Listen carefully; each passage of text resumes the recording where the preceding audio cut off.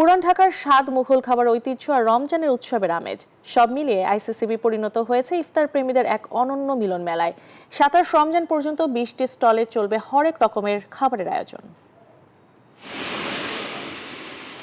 রমজানের কথা এলেই যেন চোখে ভাসে পুরান ঢাকার ঐতিহ্যবাহী ইফতার। সেই স্বাদের আমেজ ছড়িয়ে দিতে রাজধানীর আইসিসিবিতে নভেম্বরের মতো বসেছে ইফতার উৎসব মুঘলি মজলিস। পুরান ঢাকার বাহারি সব ইফতারের পসরা সাজিয়ে বসেছেন দোকানিরা।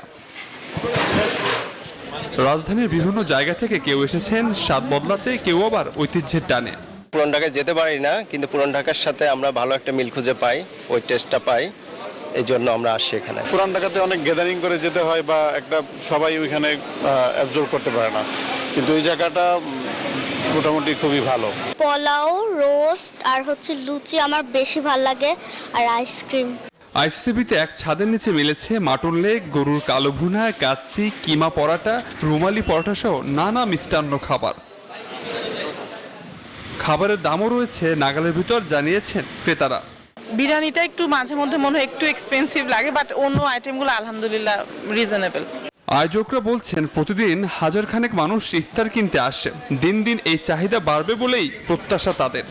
আমাদের এখানে আলহামদুলিল্লাহ প্রতিদিন 1200 থেকে 1500 মানুষ আসে ইফতার কেনার জন্য।